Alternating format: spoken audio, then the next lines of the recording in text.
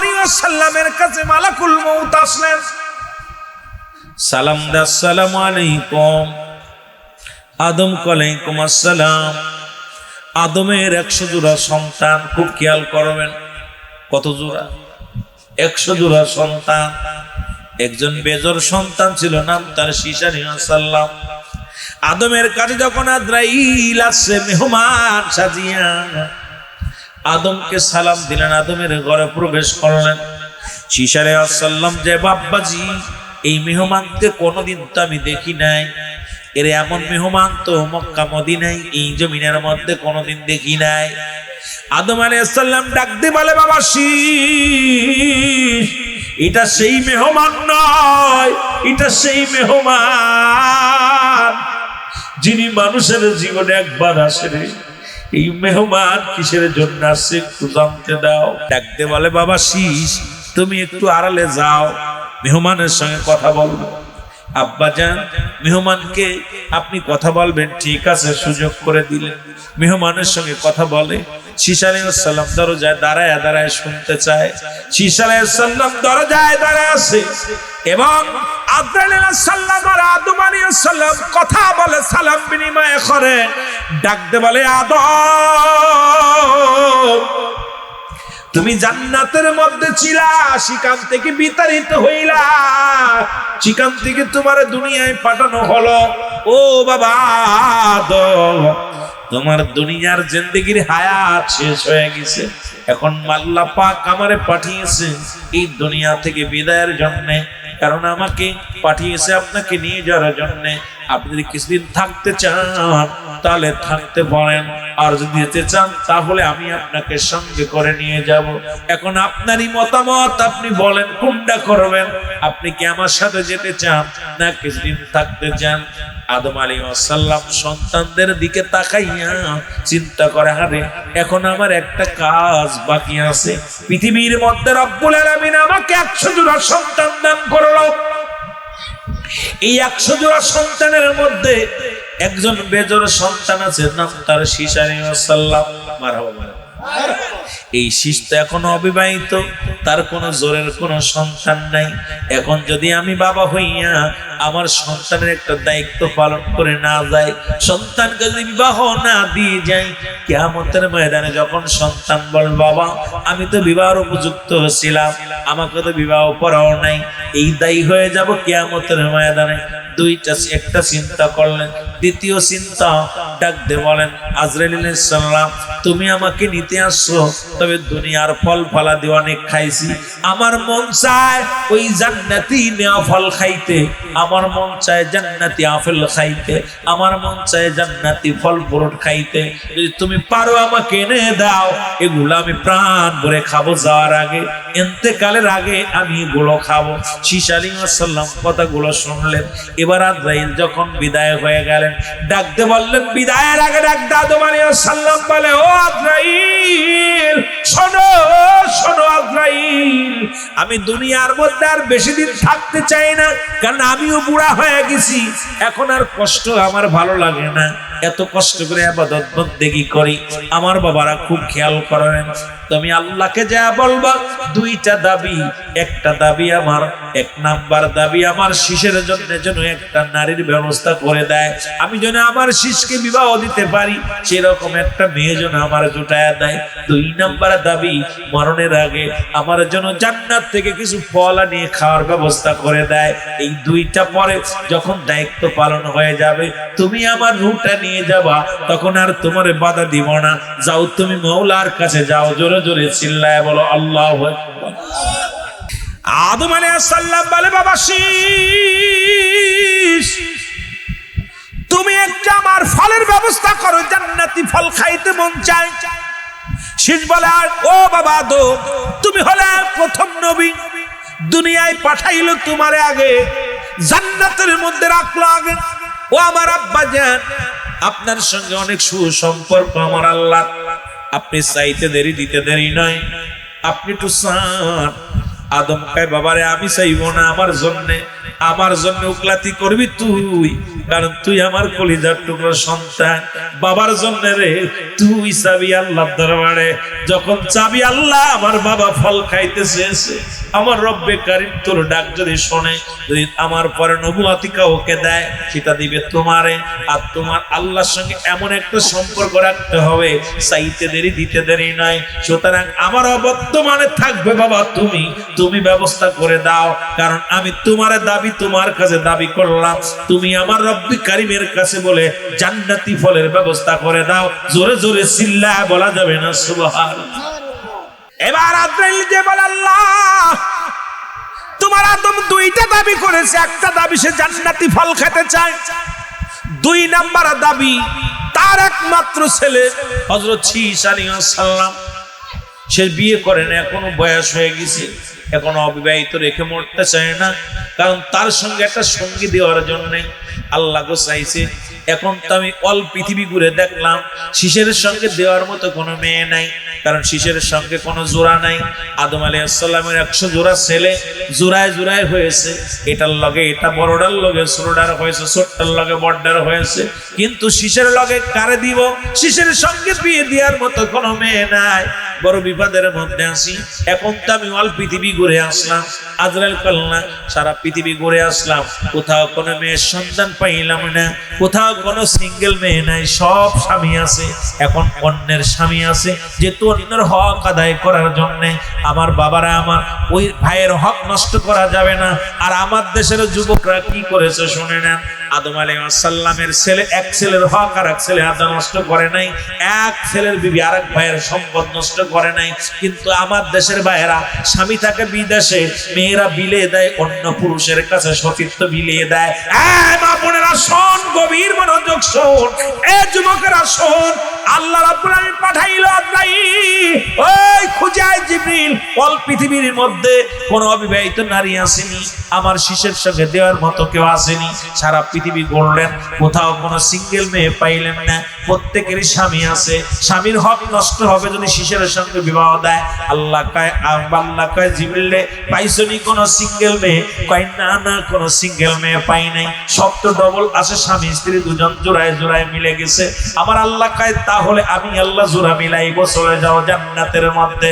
ওরে মুসলমান, আজকে তো লাশের নামটা দেখলাম মুসলমান। ও মুসলমান, ইদ্রিস আলী খন্দকার মিয়া, উনি দুনিয়া থেকে আজ 7 দিন আগে ইন্তেকাল করেছে।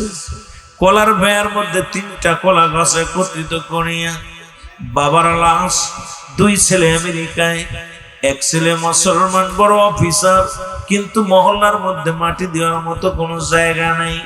ইদ্রিস আলী সাহেবের লাশটা এই কলার ভেয়ার উপরে ভাসায়া দিছে।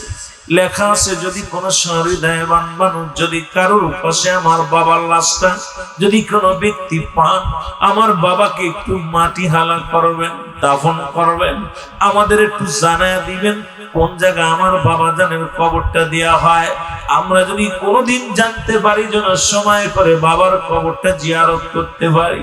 পৃথিবীর মধ্যে এত টাকা, ও যুবক, 2 ছেলে আমেরিকার জমিনে, কিন্তু বাবা মারা গেছে, মাটি দেওয়ার মতো জায়গা নেই, ঘরে লাশটা রাখার জায়গা নেই। কত বানবাসীদের লাশ ভেসে যায় মুসলমান। এই বানবাসী গুলো চোখের পানি ছেড়ে কান্দে। মানুষগুলো মারা যায়, কবর থেকে লাশ উত্তোলন হয়, কবরের লাশগুলো ভেসে যায়, মানুষের করুণ কান্না, মানুষের কান্না সহ্য হয় না।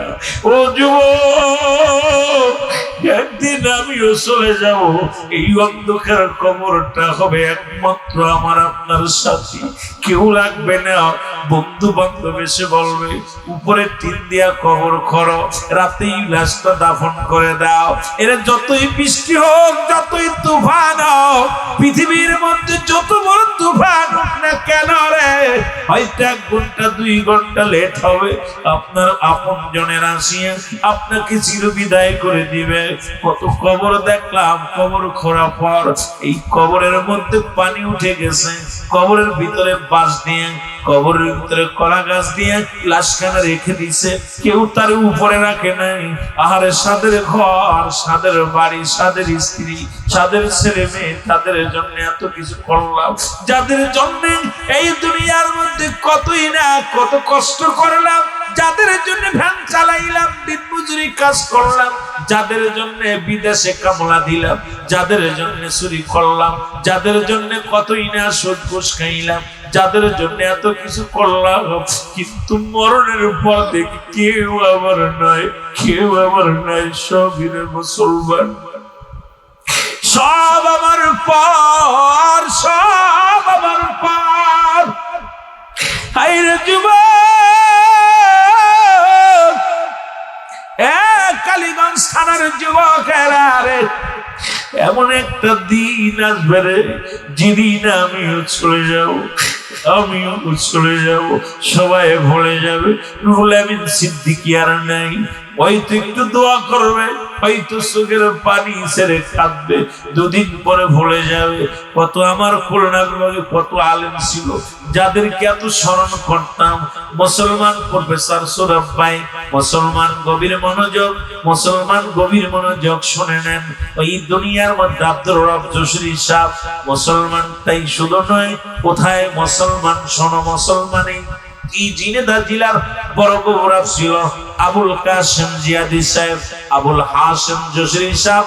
কত আলেমরা দুনিয়া থেকে চলে গেল, কত জাকির ভাই বিদায় হয়ে গেল, কত মাসিক ভাই বিদায় হয়ে গেল, কত জাকির বোন বিদায় হয়ে গেল, কত না কালীগঞ্জের কত রত্ন বিদায় হয়ে গেল।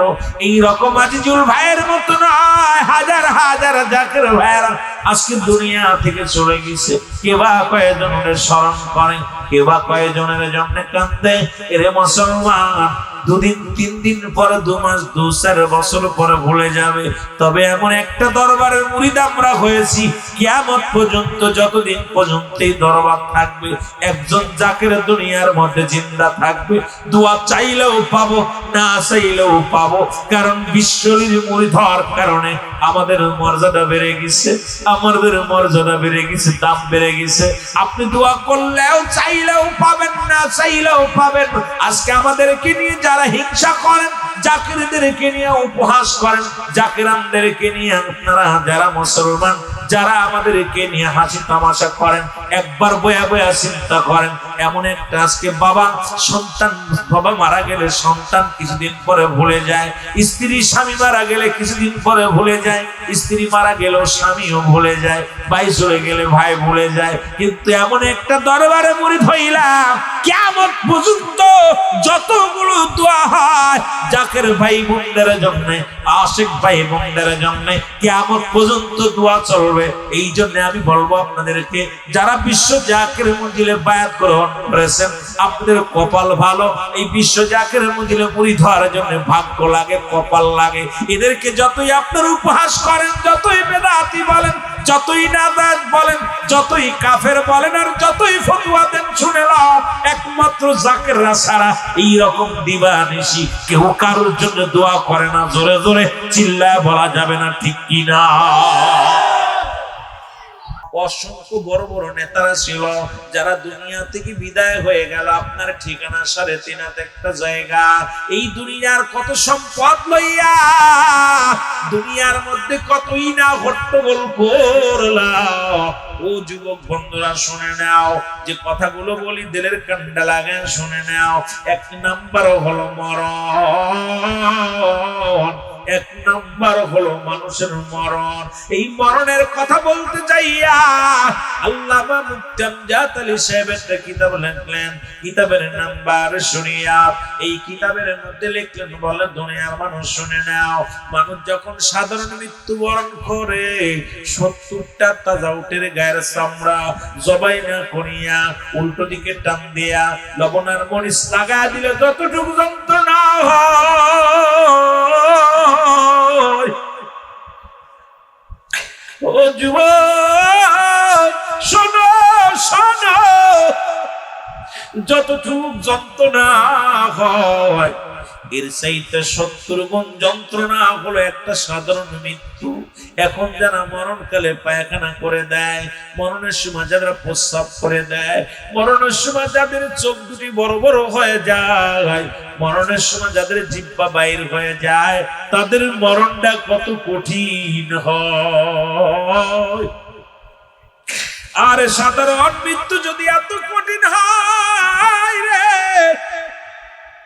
সাধারণ মরণ যদি এত কঠিন হয়, যারা মরণের সময় যাদের পায়খানা প্রস্রাব করে দেয়, কত মানুষের গোসল করাইলা, কত মানুষের দাফন করাইলা, কাফন পরাইলা, ওই কাফনের সময় দেখেছি, গোসল করানোর সময় দেখেছি। ও মুসলমান, মালাকুল মউত যখন জানটা নিয়ে গেছে, তারও মুসলমান পায়খানা পর্যন্ত করে দিছে, জিহ্বাটা বড় হয়ে গেছে, আর গালের ভিতরে যায় নাই। এই পৃথিবীর মধ্যে মা মরিয়ম আলাইহিস সালাম উনি বসে আছে, সন্তানদের ডাক দেখো, বাবা শোন। সন্তান আসলেন হযরত ঈসা আলাইহিস সালাম, ঈসা ইবনে মরিয়ম। ঈসা আলাইহিস সালামকে মা মরিয়ম আলাইহিস সালাম ডাক দে, বলে বাবা ঈসা, একটু অনুরোধ করব, সম্মানী। কয় কি বাবা, বলো, তাড়াতাড়ি বলো। কয় বাজান রে, আমার প্রাণে ফল খাইতে চায়, জান্নাতি ফল গুলা, আমারে কিছু ফল মূলাই না দাও। ঈসা আলাইহিস সালাম ডাকতে বলে, মা একটু ধৈর্য ধরো, আমি ফল নিয়ে আসি বাজারে যাইয়া। ঈসা আলাইহিস সালাম যখন বাজারের দিকে রওনা দিছে, এমন সময় মরিয়ম আলাইহিস সালামের কাছে আজরাইল আইয়া সঙ্গে সঙ্গে সালাম দিছে, আসসালামু আলাইকুম মরিয়ম। ও মা মরিয়ম, খুব খেয়াল রে বাবা। কত মানুষ ওই যে নিয়ত করেছিল ঘর হবে, সুন্দর ঘর করা পর সুন্দর মাহফিল দিব, আজরাইল ওই পর্যন্ত আর দেরি হয় নাই, চলে আসে। আজরাইল ইয়াসির বিদায় করে দিছে। মরিয়মের তো ফল পরানে চাইছে, কিন্তু আল্লাহ তো আজরাইল রে পাঠায়া দিছে। আজরাইল আয়া সালাম দিছে, আজরাইল আসসালামু আলাইকুম মরিয়ম। মরিয়ম আলাইহিস সালাম ডাক দিয়া কয়, কে রে তুমি? মালাকুল মউত ডাক দেখায়, মরিয়ম তুমি আমার নাম শুনেছো, দেখো নাই? আমি তো অতি চিনা মানুষ, অতি পরিচিত মানুষ, তুমি আমারে চিনবা, শুনে নাও, আমি আর কেউ নয়, আমি ফেরেশতা মালাকুল মউত, ফেরেশতা আজরাইল আলাইহিস সালাম। জোরে জোরে চিল্লা বলা যাবে না, আল্লাহু আকবার। মরিয়ম ডাক দেখায়, আজরাইল, ও আজরাইল তুমি কেন আইছো, কিসের জন্য আসছো বলো। বলে, মরিয়ম রে, আমি আজরাইল কেন আসি তুমি কি জানো না? আমি রব্বে কারিমের হুকুমে দুনিয়ার মধ্যে প্রতিটা ইমানদারের কাছে আসি, একবার আসি, এবং বেঈমান কাফেরদের দ্বারা জানটা রুহটা যখন বাইর করিব, এই জগতের মধ্যে আমি আজরাইল আসি না। আমি আজরাইল আসমান থেকে এমন একটা ধমক, এমন একটা হুক্কার মারি, যেটা শুনিয়া সঙ্গে সঙ্গে ওই ব্যক্তির নারীটা মুসলমান শুনে নাও, ওই পিছনের রাস্তা দিয়ে রুহটা বাইর হয়ে যায়, চোখ দিয়ে বাইর হয়ে যায়, মুখ দিয়ে বাইর হয়ে যায়, কান দিয়ে বাইর হয়ে যায়। কারণ আমি মালাকুল মউত একমাত্র ইমানদারের জানটা কবজ করার জন্য এই দুনিয়ার মধ্যে আগমন করি। ও মরিয়ম, প্রস্তুতি নাও। আল্লাহু আকবার। এখন আর মাত্র কয়েক মিনিট সময় আছে রে মরিয়ম, আমি তোমার নেওয়ার জন্য আসি। মরিয়ম ডাক দেখায়, মালাকুল মউত তুমি আমার নিয়েতে আসছো। আমার একমাত্র বাবা, আমার কলিজার টুকরো হযরত ঈসা আলাইহিস সালাম, তার বাবা নাই রে। আমি মা যদি আয়েশা দেখে মা জননী নাই, আমার সন্তানের কে বুঝ দিবে, সন্তানের কে আমার আদর করবে? ও আজরাইল, একটু সময় দাও। আজরাইল রে, আমাকে একটু সুযোগ দাও। আমার কলিজার টুকরা সন্তান যখন আসবে, আমার সন্তানের আমি বুঝাইয়া বলবো, তারপরে আমারে নিয়ে যাও। মরিয়ম আলাইহিস সালাম বলার সঙ্গে সঙ্গে আজরাইল ডাক দেখায়, মরিয়ম আমি মালাকুল মউত দেরি করা সম্ভব নয়, তাড়াতাড়ি প্রস্তুতি নাও, আর দেরি করা সম্ভব নয়। তুমি কি মউতকে ভয় পাও? আজরাইল আলাইহিস সালাম কো মরিয়ম তুমি কি মরণের ভয় পাও? মরিয়ম কয় না না না, ভয় পাই না, তবে একটু সুযোগ দাও, আমার কলিজার টুকরা সন্তান যখন আসবে তার কাছে আমি বলে যাই। আজরাইল কয় না রে মরিয়ম, এই সুযোগ আমি আর দিতে পারবো না, তুমি প্রস্তুতি নাও, আর সময় দিতে পারবো না, তুমি তাড়াতাড়ি প্রস্তুতি নাও। মরিয়ম আলাইহিস সালাম আজরাইল যদি আর আমার সময় না দাও তাহলে আর দেরি করো না, আমার রূহটা তুমি নিয়ে যাও। জোরে জোরে চিল্লায়া বলা যাবে না আল্লাহু আকবার। ও আজরাইল যদি সময় না দাও তাহলে নিয়ে যাও। আজরাইল আলাইহিস সালাম মরিয়ম আলাইহিস সালামের রূহটা নিয়ে গেল। মরিয়ম আলাইহিস সালাম জমিনের মধ্যে পড়ে রইল। ঈসা আলাইহিস সালাম ফল নিয়ে আইসা দেখে রে মুসলমান মা ঘরের নিচে পড়ে আছে রে মুসলমান। চিন্তা করছে মা ঘুমায় আছে, মা একটু রেস্টে থাক, মাকে ডিস্টার্ব করবো না। কিছু সময় চিন্তা করে, হারে আমি ঘরে আসলে তো আমার মা কোনোদিন জেগে থাকতো, মুসলমানটা ঘুমাইতো না, আজকে মা ঘুমায় আছে, মা জান কেমন যেন মনের ভিতরে আনসান করা শুরু করলো। হযরত ঈসা আলাইহিস সালাম মায়ের পাশে আসিয়া ডাক দিয়ে বলে মা মা মা বলে চিৎকার দিলেন। এর তিনটা ডাক দেয়, ঈসা নবীর মা মরিয়ম আলাইহিস সালামের ঘুম ভাঙে না। টাকা দেখি জনম দুঃখিনী মার দুনিয়ার মধ্যে নেই। এটা চিৎকার দিয়ে বলে রব্বুল আলামিন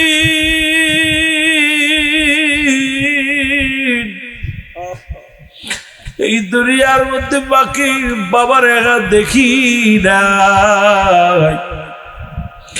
মাকেও তুমি নিয়ে গেল আল্লাহ। কে আমার দুঃখ বুঝবে, কে আমার কষ্ট বুঝবে, কে আমাকে আদর করবে? আল্লাহ তুমি আমার মাকে নিয়ে গেলা। ডাকতে বলে রব্বুল আলামিন, আলামিন গো এই দুনিয়ার মধ্যে আমার মায়ের গর্ভে থেকে আমার দুনিয়ায় আনার জন্য যখন কত কষ্ট আমার মা করেছে, আমাকে 10 মাস 10 দিন গর্ভে ধারণ করেছে, নিজে না খেয়ে আমারে খাওয়াইছে, নিজে না ঘুমায় আমারে ঘুম পাড়াইছে। আল্লাহ আমি জানতে চাই রব্বুল আলামিন তোমার মালাকুল মউত আমার মার সঙ্গে কি ব্যবহার করেছে, একটু জানতে চাই, আমার মাকে একটু জাগাইতে চাই। সঙ্গে সঙ্গে আমার আল্লাহ রাব্বুল আলামিন হুকুম দিলেন জাগাও। মরিয়ম আলাইহিস সালামকে ডাক দেই, ঈসা আলাইহিস সালাম ডাক দিয়ে বলে মা মা ওঠো। সঙ্গে সঙ্গে মার ঘুম ভেঙে গেছে, মা জেগে উঠছে, ডাক দিয়ে বলে মা আমি জানতে চাই তুমি একজন নবীর মা, তুমি একজন জান্নাতি নারী, তুমি আল্লাহর একজন প্রিয় নাতনি, প্রিয় মুসলমান, প্রিয় একজন ব্যক্তি। ও মা মা গো আজরাইল আলাইহিস সালাম তোমার সাথে কি রূপ ব্যবহার করেছে আমি একটু জানতে চাই। মরিয়ম আলাইহিস সালাম ডাকতে বলে বাবা ঈসা এই দুনিয়ার মধ্যে তোরে আনতে যাইয়া যেদিন তোরে দুনিয়ার আলো বাতাস দেখাইলাম কত রক্ত পানি প্রবাহিত হয়েছিল, যত কষ্ট হয়েছিল তার চাইতে হাজার হাজার গুণ কষ্ট আজকে রে বাবা আমার দুনিয়ার মধ্যে হয়েছে। আমার মালাকুল মউত আমার কষ্ট দিয়া জানটা নিছে, আমি বড় কষ্ট পেয়েছি। ঈসা আলাইহিস সালাম ডাক দিয়ে রব্বুল আলামিন আমি একজন নবী, তোমার গোলাম, আমার মা, আমার জান্নাতি মায়ের রূহটা তুমি কত কষ্ট দিয়ে আনিস আল্লাহ, একটু আজরাইলকে দিয়ে একটু সহজ করতে পারো নাই? আল্লাহ আল্লাহ বলে আজরাইল দেরি করো না, তাড়াতাড়ি ঈসা নবীর মার কাছে যাও, আমার ঈসার কাছে যাও। আজরাইল আলাইহিস সালাম চলে আসেন, জিবরাইল আমিন চলে আসলেন, ডাক দিয়ে বলেন মুসলমান শুনে নাও জিবরিলকে ডাক দে, বলে জিবরিল রে, আগে বলো আমার মা রুটা তুমি কেমনে বাইর করেছো? আজরাইল বলো হুজুর আমি, আপনি জানেন আমি কেমন দানব, এই জমিনের মধ্যে থাকে আমার পা, আসমানে থাকে আমার মাথা। আমি এমন ভাবে তামাম পৃথিবীর পানি যদি আমি আজরাইলের মাথায় ঢেলে দেয়া হয়, একটু পানিও গোড়ায় পড়বে না। ওরে আজরাইল প্রত্যেকের কাছে আসবে।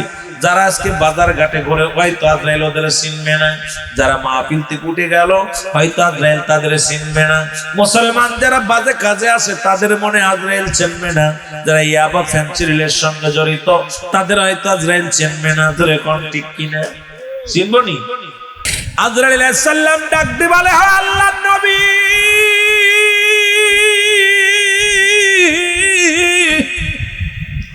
আপনার মায়ের রূহটা আমি কেমনে বাইর করেছি শোনেন গো। কারণ আমি আপনার মায়ের রূহটা অতি আসানে নিয়েছি। সে আসানটা হলো, মায়ের বুকে দুধ খাইতে খাইতে সন্তান যেমনি ঘুমায়া যায়, এমনি ভাবে আপনার মায়ের রূহটা আমি বাইর করেছি। কোনো কষ্ট দিই নাই, কোনো যন্ত্রণা দিই নাই। আমি অনায়াসে সুন্দরভাবে আপনার মায়ের রূহটা বাইর করেছি। এইবার মা মারিয়াম ডাক দেখো, আজরাইল এই সহজ মৃত্যু যদি এত কঠিন হয়, আরে আমার মন বলে আমার দেহ থেকে, আমার গা থেকে, আমার বডি ঠিক আছে, গায়ের চামড়াগুলো ছিঁড়ে নিয়ে গেছে, আমি যন্ত্রণা সহ্য করতে পারি নাই। ও দুনিয়ার মুসলমান, গভীর মনোযোগ, এমন কষ্ট দিয়া সাল্লাম রূহটা নিয়েছে। একটু মহব্বতের সঙ্গে দুরূদ শরীফ পড়ুন, আল্লাহুম্মা। পৃথিবীর মায়া ছেড়ে চলে যেতে হবে রে। এই পৃথিবী এমন নিষ্ঠুর পৃথিবী, গরিব গেলেও নেবে, ধনী গেলেও নেবে, বাদশা গেলেও নেবে। মুসলমান গাঁজাখোর, মদখোর, নারীখোর, পৃথিবীর মধ্যে ভালো মন্দ সবটাই গ্রহণ করবে। নিষ্ঠুর পৃথিবী কাউকে ছাড়বে না, নিষ্ঠুর কবর কাউকে ছাড়বে না। এই মরণের পিয়ালা পান কর্তব্যের মধ্যে কোনো সন্দেহ নাই।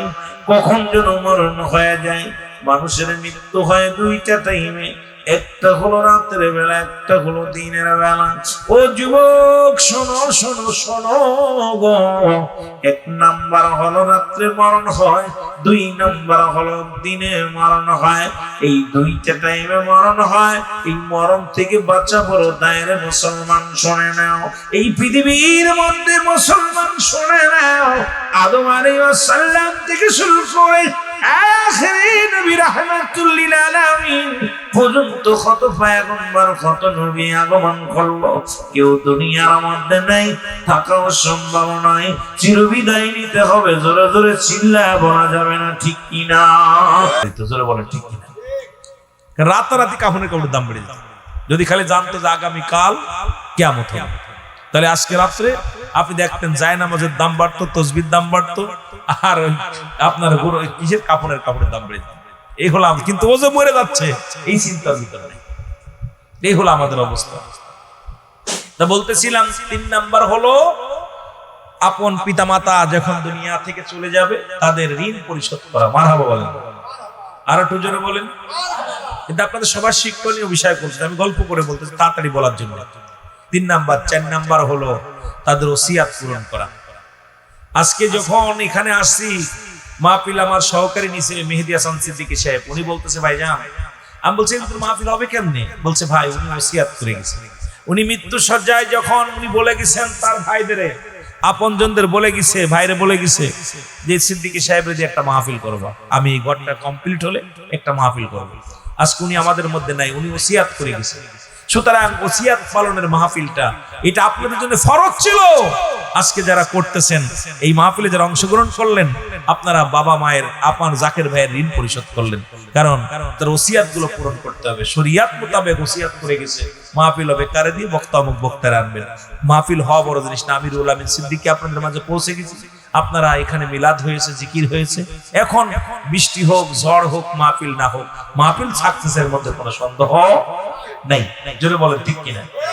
4 নাম্বার হলো ওসিয়াত পূরণ করা। কথা বুঝে নিয়েন ভালো করে। এগুলো ইমাম সাহেবের ওয়াজ, আপনাদের মসজিদের ইমামের ওয়াজ, এগুলো আমার করতে হচ্ছে।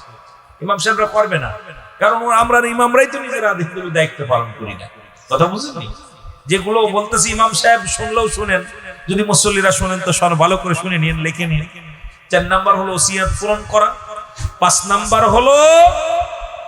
নাম্বার হলো তাদের আত্মীয় স্বজন যারা আছে দুনিয়ার মধ্যে, তাদের সঙ্গে যোগাযোগটা ঠিক রাখা, তাদের সাথে ভালোবাসা যোগাযোগ।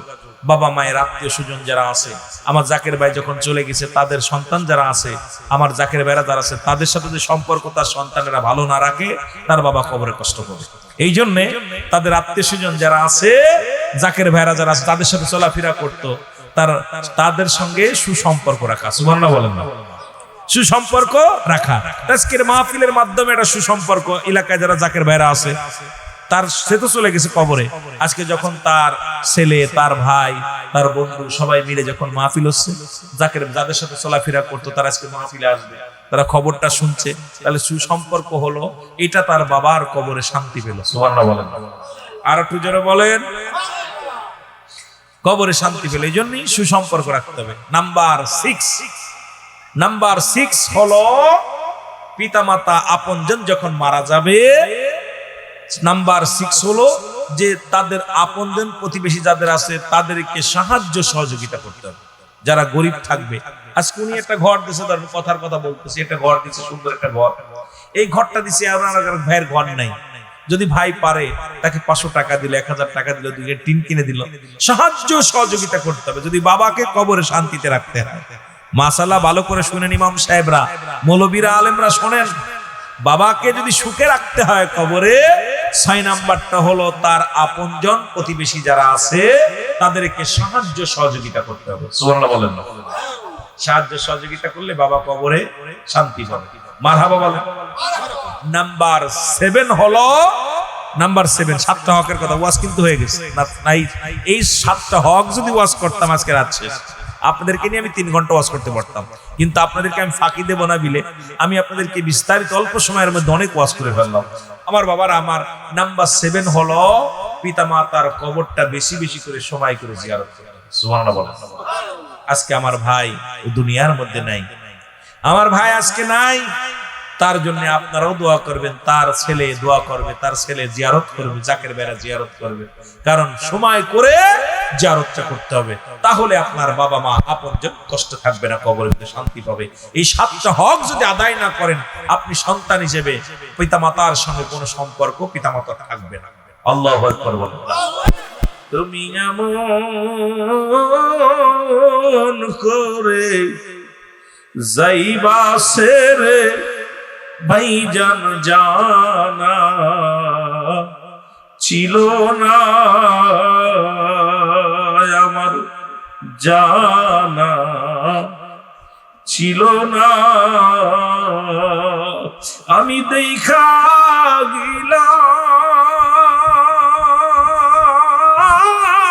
গেলাম নূরের ছবি, আবার এসে দেখি নাই, জানা ছিল না, তুমি এমন করে যাইবা সেরে ভাই সব জানা। কিরে আত্মাতে তামিশায়া, ও জাকের ভাই বলছো তুমি কত কথাও, এখন তুমি কোথায়,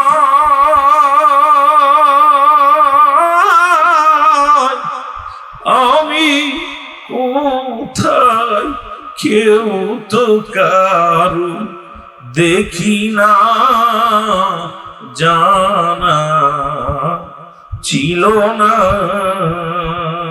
আমার, জানা। এ দুনিয়ার মুসলমান পৃথিবীর মধ্যে তিনটা বিপদ।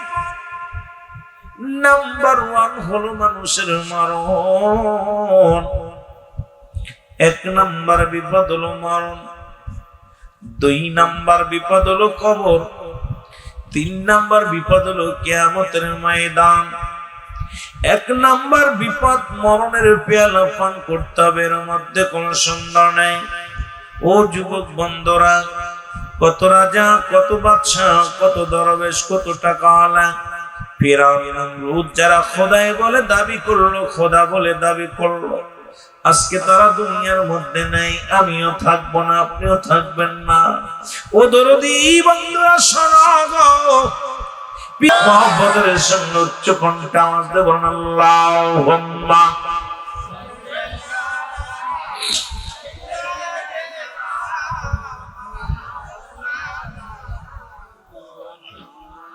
وعلى آل سيدنا। তুমি ভাবছো কি রে মন, কবরের জিন্দেগি হবে তোমার আপনজন? তুমি ভাবছো কি রে মন, তুমি ভাবছো কি রে মন, কবরের জিন্দেগি হবে তোমার আপনজন? বলো, কবরের জিন্দেগি হবে যাদের জন্য করলা তুমি কতই কষ্ট দিনি, কেউ হবে না সঙ্গের সাথী, কেউ হবে না সঙ্গের সাথী, রাখবে কবরে যেদিন। তুমি ভাবছো কি রে মন, কবরের জিন্দেগি হবে তোমার আপনজন? তুমি ভাবছো কি রে মন, তুমি ভাবছো কি রে মন, কবরের জিন্দেগি হবে? বাড়ি গাড়ি নতুন বিবি করছো আরো কি, সব সারিয়া যেতে হবে তোমার একদিন, সব সারিয়া যেতে হবে তোমার একদিন। কিবা জবাব দিবে তুমি কঠিন কবরে, ও ভাই কঠিন কবরে। তুমি ভাবছো কি রে মন, কবরের জিন্দেগি হবে তোমার আপনজন? বলো, কবরের জিন্দেগি হবে?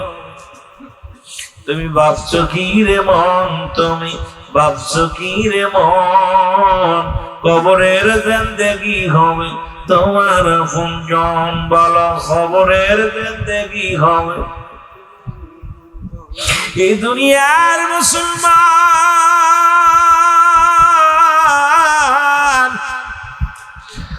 যতই আমাদেরকে আপনি কোন দরবারে যান, যত দরবারে যান না কেন, 2-4 দিন পরে ভুলে যাবে। আর আমার কেবলা জানো শিক্ষা দিছে, যত নামাজে দোয়া হয়, যত নামাজ জিকির আজগার করা হয়, এরপরে নফল নামাজ পরে বকশানো হয়, পাক কালাম ফাতিহা শরীফ পড়ে সব রেশানি করা হয়, সব করা দোয়ায় আল্লাহ যে জাকের ভাই বোন যে যেখানে ঘুমায় আছে সবার কবরে সব পছন্দ হয়, যেটা বলে ঠিক কিনা, রুহে সব পছন্দ হয়। সুতরাং এই দরবারের মুরিদরা নিয়ে যায় যারা উপহাস করে, আমি মনে করি তাদের কপাল খারাপ। এদেরকে নিয়ে যারা হাসি তামাশা করে, আমি মনে করি এদের জ্ঞানের অভাব। আমি বলবো দাদু, আপনাদেরকে গালি দিই না, আমরা আপনাদেরকে মন্দ বলি না, আপনারা আমাদেরকে বেদাতি বলেন। বেদাতি বলেন নবীকে ভালোবাসার অপরাধী, বেদাতি বলেন ওলি আল্লাহদেরকে ভালোবাসার জন্য, বেদাতি বলেন আমরা জিকির আজগার করি, বেদাতি বলি আমরা নবীর মিলাদ করি, বেদাতি বলি আমরা নবীর কিয়াম করি। আমাদেরকে বেদাতি বেদাতি বেদাতি বলা শুরু করছেন। আমাদের কোনো দুঃখ নাই, দুঃখ নাই, যত যা বলবেন বলেন, তবে একটা চিন্তা করবেন, বিপদের সমাজে বন্ধু, প্রকৃত বন্ধুই হলো তিনি যিনি আমার বিপদের বন্ধু। জোরে বলেন ঠিক কিনা? সুতরাং আপনি বয়া দেখেন, একবার বিবেচনা করে বয়া দেখেন, আত্মীয় দরবারে আমার জাকের ভাইরা ছাড়া আমার এই বিপদের কালে, ওই মরণ কালে, মরণের পরে আমার জন্য দোয়া করার মানুষ থাকবে না। আপন ভাই ভুলে যাবে, ছেলে ভুলে যাবে, বন্ধু ভুলে যাবে। বিশ্ব জাকের মঞ্জিলে একজন জাকের যদি খারাপ থাকে, কিয়ামত পর্যন্ত দোয়া হবে। যতদিন বেঁচে থাকবে তার জন্য চাইলেও দোয়া হবে, না চাইলেও। জোরে বলে ঠিক কিনা? আমরা কি মিথ্যা কথা বলতেছি না সত্য কথা? জোরে বলে সত্য না মিথ্যা বলছি? এই জন্যই ভাই কপাল লাগবে বিশ্ব জাকের মঞ্জিল চিনা, বিশ্ব জাকের মঞ্জিল বোঝা, বিশ্ব জাকির মন্দির সম্পর্কে জ্ঞান ধারণা করতে হলে আপনাকে আরো গবেষণা করতে হবে। আপনি যাবেন পিকনিক করতে, হাড়ি পাতিল নিয়ে যায়, খাওয়া দাওয়া করবেন, রান্না করবেন আর খাবেন, আয়া শুধু বিবাদ করবেন, আয়া বলবেন আত্মসী বাল আত্মসী বেদাত নাজায়েজ হারাম। এটা আপনাদের চরিত্র হয়ে গেছে, কারণ আপনাদের স্বভাব হয়ে গেছে এটা। আমরা আমার বাজানরা এখনো সময় আছে, এখনো সময় আছে ভালো মন্দ বোঝার। এখনো যদি জ্ঞান না হয়, এখনো যদি আপনারা বুদ্ধি না হয়, এখন যদি বিবেক না হয়, আমাদের কিছু করার নাই। তবে সত্য কথা বলি যে আপনারা একটু যায় দেখেন, যা দেখলে আপনার চক্ষু খুলে যাবে, এই চক্ষু খুলে যাবে আমরা কোথায় আসি, কোন জগতে আসি। যেটা বলেন ঠিক কিনা? মুহাব্বতের সঙ্গে দুরূদ শরীফ পড়ুন। আল্লাহুম্মা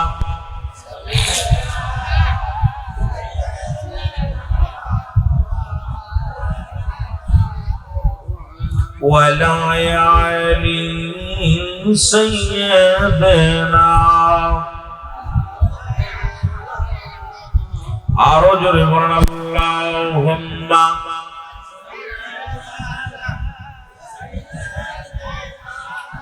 মাওলানা মুহাম্মাদ আলা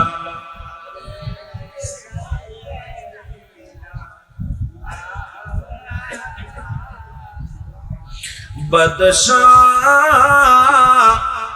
फकीर है सबको एक ही ठिकाना।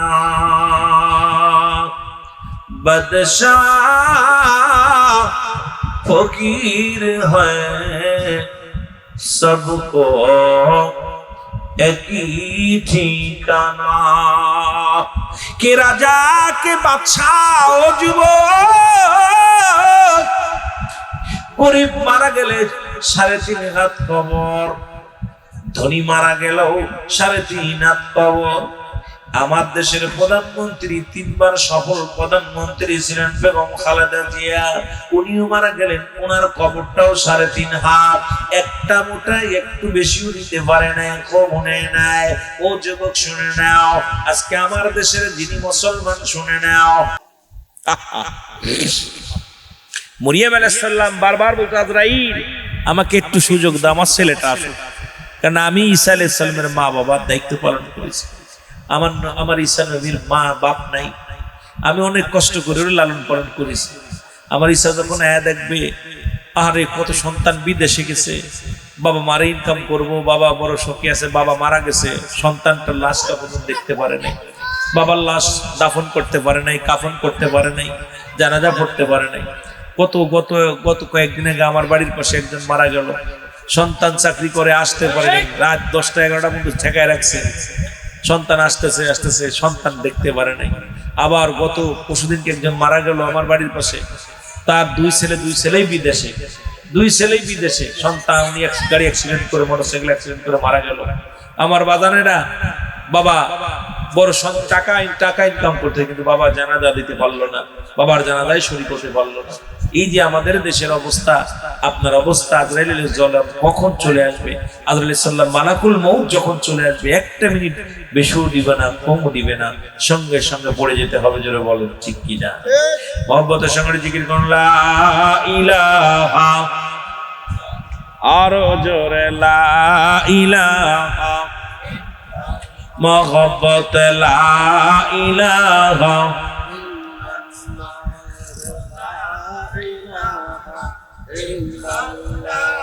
আরো জোরে লা ইলাহা,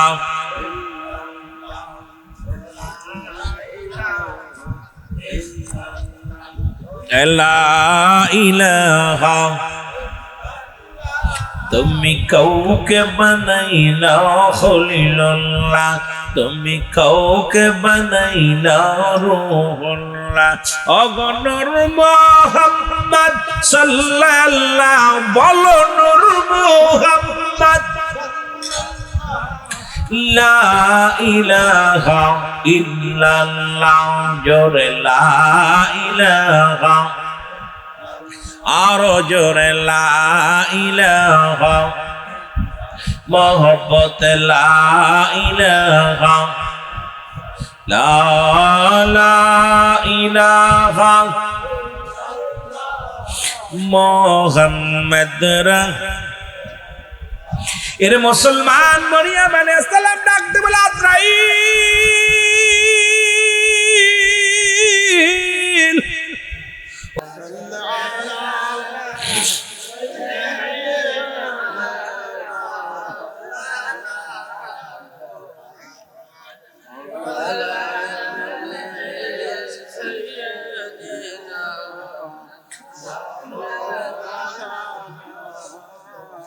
और जोरे वरन अल्लाहुम्मा सल्ली अला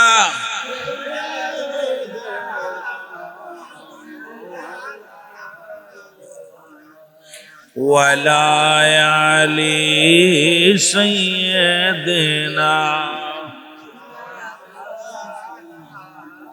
और जोरे वरन अल्लाहुम्मा सल्ली अला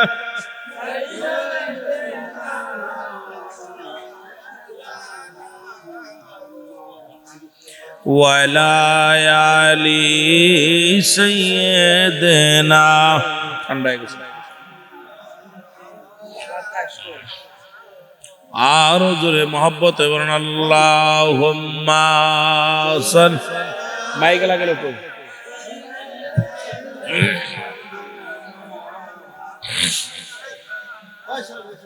वला अली सय्यदना मादल्लाहुम्मा सल्ली मौलाना मुहम्मद अला আজরাইল কে ভাই সকলে ডরায় যাইতে পথে নাও ডুবিয়া যায় পদ্মা দিয়া যাইতে পথে নাও ডুবিয়া যায় ছেলে কান্দে মেয়ে কান্দে কান্দে জ্বরের ভাই দিবানিশি কান্তেন বাবাই মুরিদের মায়ায় আজরাইল কে ভাই সকলে ডরায় পদ্মা দিয়া যাইতে পথে নাও ডুবিয়া যায় বলো পদ্মা দিয়া যাইতে পথে নাও ডুবিয়া যায় আহা এমন পীরের কাছে মুরিদ হইছি যে দিবানিশি কেবলা জানুজুর মুরিদের মায়ায় কাঁদতেন সারা জীবন কেটে গেছেন এখনো কাঁদেন রওজা পাকে শুয়ে শুয়ে রওজার মাটি ভিজাইতেছে এ যুবক বন্ধুরা শুনে নাও মরিয়ম আলাইহিস সালাম ডাক দে বলে আজরাইল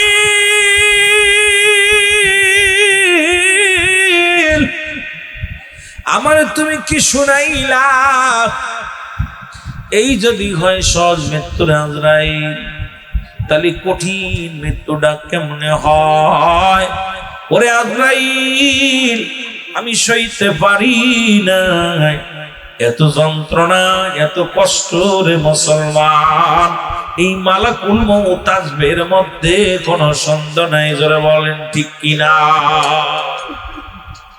একজন ইমানদারের মৃত্যু এত আসানে করছে আল্লাহ ইমানদারের মৃত্যুটা হয় আটা গুলায় খামির বানায় যারা মহিলারা দেখবেন আটা গুলায় খামির বানায় খামির বানাইলে এর মধ্যে একটা চুল পড়লে যেমন ওনা আসে টান দিয়ে বাইর করলে অনাসে বাইর হয়ে যায় ঠিক ইমানদারের মৃত্যুটা ঠিক এরকম অনাসে হয় খুব আসানে হয় এই মৃত্যুটা যদি এত কঠিন হয় হিংসুটে মানুষের তিন প্রকার মানুষের দোয়া আল্লাহ কবুল হয় না এক নাম্বার হলো যে ব্যক্তির এক নাম্বারে হলো অহংকারী মানুষ হিংসুটে মানুষ এই হিংসুটে মানুষের দোয়া তো আল্লাহ নিজেও জীবনও কবুল করবে না তা আমাদের ভিতরে হিংসুটে মানুষের অভাব নাই পরশ্রুতি কাতর একজনের ভালো একজন দেখতে পারে যারা বলেন ঠিক কিনা একজনের ভালো একজন দেখতে পারে এই পরশ্রুতি কাতর একজনের ভালো একজন দেখতে পারে এই মানুষগুলো ভরপুর মহল্লার মধ্যে আমার ভাইরা আমার বন্ধুরা আমার দাবি করছে কয়টা কথা বলেন না কথা বুঝেননি কয়টা দুটো এক নাম্বার শীষের বিয়ে দিতে হইব, শীষের কোনো জোর নাই। আদম আলাইহিস সালামের জোড়ায় জোড়ায় সন্তান হতো, এখন শীষের সঙ্গী নাই। বিয়ে দেবো মায়াপ তো নাই, এলাকার মধ্যে এরকম ঘন ঘন মায়া পাওয়া যায় না। আপনার এলাকায় তো মেয়ের অভাব নাই, আমার এলাকায় মেয়ের অভাব নাই, প্রত্যেকের বাড়ি মেয়ে আছে, কিন্তু শীষের লগে বিয়া দিব একটা মায়া নাই এলাকার মধ্যে। ছোট বোনু নাই, বড় বোনু নাই, নিজের সঙ্গীও নাই। এখন বিয়ে তো দেওয়া লাগবে, ছেলে তো এখন বিবাহ উপযুক্ত হয়ে গেছে, বিয়ে দেওয়ার দরকার আছে না? আল্লাহু আকবার বলেন না? বিয়া দিব, এখন মায়া পাবো কই? শীষ আলাইহিস সালাম বলতেছে, আব্বা জান উনি কে ছিল? বলে বাবা মেহমান। কয় বাবা মেহমান কিন্তু না দারুণ তো কেমন? বাবা আমার কেন যেন ওনাকে দেখে ভয় লাগছে। শীষ আলাইহিস সালাম বলতেছে, বাবা আমাকে দেখে, ওনাকে দেখে আমার বড় ভয় লাগছে। কয় বাবা ভয় তো লাগবে, উনি এসে না, তিনি আল্লাহর দুধ নিয়ে আল্লাহর পায়, আল্লাহ রাব্বুল আলামিনের ফেরেশতা মালাকুল মউত, উনি আসলেন আমার সাথে কথা বলার জন্য। আব্বা জান মালাকুল মউত? হ্যাঁ বাবা মালাকুল মউত, উনি আসছে কথা বলার জন্য। বলছে বাবা যা যা বলছে আমি সব শুনেছি, তবে আজরাইল নাম শুনেছি, দেখি না, আজকে দেখছি বাবা, উনাকে দেখে যেন আমার ভয় লাগছে। আল্লাহু আকবার বলেন। আদম কয় বাবা ও তো সুরত ধরে আসে নাই, যদি সুরত ধরে আইতো, যদি যদি আজরাইলের নিজের সুরত ধরে আইতো, তাহলে বাবা তোমার দেখার সঙ্গে সঙ্গে তুমি আর থাকতে পারতা না, কারণ ও তো আইসো অন্য সুরতে আমার সাথে দেখা করার জন্য। সুতরাং তুমি দেখছো কোন সুরতে? কয় হুজুর দেখছি, তবে আমার ভিতরে কেন ভয় ঢুকছে। কয় বাবা তুমি যে যা যা বলছো সব শুনছি, আর আজরাইল তোমাকে লইয়া যাইবো তাও শুনছি। বাবা তুমি ফল খাতে চাইছো, তা আমি দুনিয়ার ফল জোগাড় করে দিই। কয় না বাবা ফল জোগাড় করার দরকার নেই। আজরাইল কয় হুজুর আরে আপনি ফল খাইতেছেন, আপনার ছেলেরে বলেন, কারণ আপনার পরেই তো শীষ আলাইহিস সালাম নবুয়তি পাবে। সুবহানাল্লাহ বলেন। আল্লাহর সঙ্গে একটা অ্যাকশন আছে, আল্লাহর সঙ্গে একটা সম্পর্ক কার আছে? হযরত শীষ আলাইহিস সালামের। কার আছে? জোরে বলেন না কার? আজকে আমরা জাকের ভাইয়েরা নিজেরা সম্পর্ক করছি, সন্তানদের হুজুরের সঙ্গে সম্পর্ক করার দরকার আছে কিনা? এই কথা বলেন না কেন? আপনি মরে যাওয়ার পরে ভাইয়ের মতো মারা গেলে, কি নাম যেন, কি ভাই? আজিজ ভাই চলে গেছে। আজিজ ভাই ছেলেরা যদি দরবারপন্থী না হতো মিলাদ মাহফিল কিছু করতো না, ভাইরা যদি দরবারপন্থী না হতো মিলাদ করতো না। আদম আলাইহিস সালামের প্রেম হলো আমার আল্লাহর সঙ্গে, এখন আদমের আরেকটা ছেলের সম্পর্ক কার সঙ্গে? আল্লাহর সঙ্গে। এখন আদম বলতেছে বাবা তুই তো আমার অবর্তমানে তুই থাকবি, এই গদিতে বইবু, আল্লাহর সাথে ডাইরেক্ট অ্যাকশন থাকবো। বাবা রে তা তুই আমার কিছু ফলের ব্যবস্থা করে দে। সুবহানাল্লাহ বলেন না? আরো জোরে বলেন। যোগাযোগটা খেয়াল করেন, যোগাযোগটা খুব খেয়াল। আদম আলাইহিস সালাম বলতেছে, শীষ ভাই আব্বা তুমি জান্নাতের মধ্যে কি কি ফল খাইছো এটা তো আমি দেখি নাই, তুমি আল্লাহরে বলো, তোমার আল্লাহ তোমারে দিব। কয় বাবা শীষ, আদম আলাইহিস সালাম বইলা গেছে তোর কাছে কইতে, আমি তোর কাছে কইলাম তোমার ফলের ব্যবস্থা করে দে। সুবহানাল্লাহ বলো। শীষ আলাইহিস সালাম ডাক দিয়ে বলে, আল্লাহ আব্বাজান বলছে। সুবহানাল্লাহ বলেন না? আব্বাজান তো অন্য সন্তানের কাছে চাইনি, আমার কাছে চাইছে, এখন তুমি জান্নাত থেকে সুন্দর ফলের ব্যবস্থা করে দাও। সুবহানাল্লাহ বলেন না? চাইছে কে? কথা কয় না রে? শীষ আলাইহিস সালাম।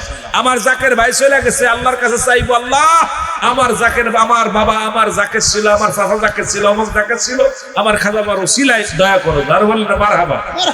আরো জোরে বলেন মারহাবা। যার জন্য একটা উত্তরসারী দরকার আছে, জোরে বলেন ঠিক কি না? একটা সহকারী দরকার আছে। আমার ভাইরা, আমার বন্ধুরা, আমার